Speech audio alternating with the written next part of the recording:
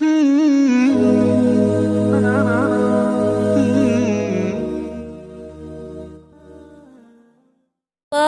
اللہ علیہ وسلم نے فرمایا،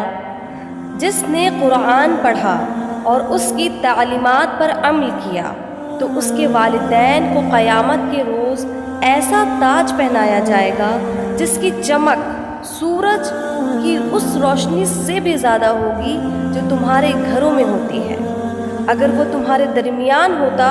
پھر جب اس کے ماں باپ کا یہ درجہ ہے تو خیال کرو خود اس شخص کا جس نے قرآن پر عمل کیا کیا درجہ ہوگا۔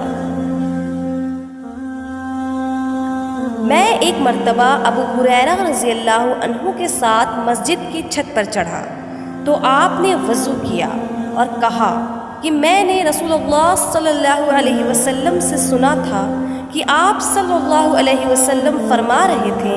کہ میری امت کے لوگ وضو کے نشانات کی وجہ سے قیامت کے دن سفید پیشانی اور سفید ہاتھ پاؤں والوں کی شکل میں بلائے جائیں گے، تو تم میں سے جو کوئی اپنی چمک بڑھانا چاہتا ہے تو وہ بڑھا لے، یعنی وضو اچھی طرح کرے۔ رسول اللہ صلی اللہ علیہ وسلم قضائے حاجت کے لیے بیت الخلاء میں داخل ہوتے ہیں تو یہ دعا پڑھتے ہیں، اللہم انی اعوذ بک من الخبث والخبائث، اے اللہ میں ناپاک جنوں اور ناپاک جنیوں سے تیری پناہ مانگتا ہوں۔ حضرت علی رضی اللہ تعالی عنہ نے فرمایا، نماز کی فکر اپنے اوپر فرض کر لو،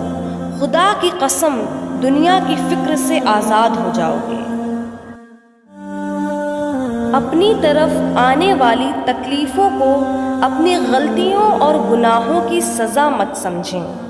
وہ اللہ تو بہت غفور الرحیم ہے، وہ بدلے نہیں لیا کرتا۔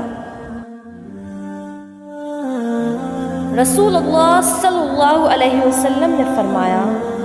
صدقہ رب کے غصے کو بجھا دیتا ہے اور بری موت سے بچاتا ہے۔ نبی کریم صلی اللہ علیہ وسلم نے فرمایا،